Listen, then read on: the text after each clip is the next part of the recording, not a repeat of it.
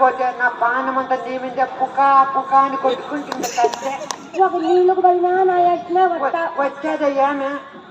అంగడికి సరుకులకు పోయినా నా యజ్ఞ చెంగు కట్టుకో వచ్చేది నీళ్ళకి పోయినా వచ్చేది కట్లకు పోయినా వచ్చేది నువ్వు గోరెంట్లకు పోయినా వచ్చేది ఇండి పురానికి పోయినా వచ్చేది ఎక్కడ పోయినా వచ్చేది కాదా నీ ఎప్పుడు నా వెనక వచ్చేది తీసుగా నీ మామ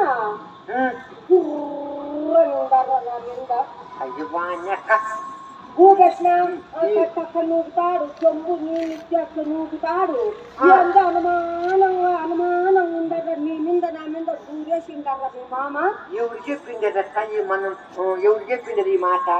ఎవరు చెప్పిండారో ఏం లేదో కానీ ఈ ఊర్లో ఇవి నా ఎంత రావద్దమ్మా ఈ శ్రీరామనవమికి నీకు నాకు రుణబంధం తెగిపోయింది అనుకొని ఇవి చేతులు అనుకోవద్దు కాళ్ళు అనుకొని నువ్వు నా వెంట రావద్దమ్మా నా మొగుడు నాకు సంపేస్తాడు ఎంత నేను వచ్చేది చూసి నీళ్ళకి పోయినా కట్లకు పోయినా ఎక్కడ పోయినా వచ్చేది చూసి మా మామకు చెప్పింది ఎవడని పొందావు ఎవరు నాకు తెలిసిపోయింది అప్పుడే మనోహరనే చెప్పింది అయిపోయి చెప్పింది అది నాకు తెలిసి అర్థమైంది అప్పుడే అన్నయ్య ఎక్కవాడు కాదు చెప్పుకుంటూ చెప్పుకోండి నాకేం భయం లేదు కానీ ఎవరు సత్యం చేసి నేను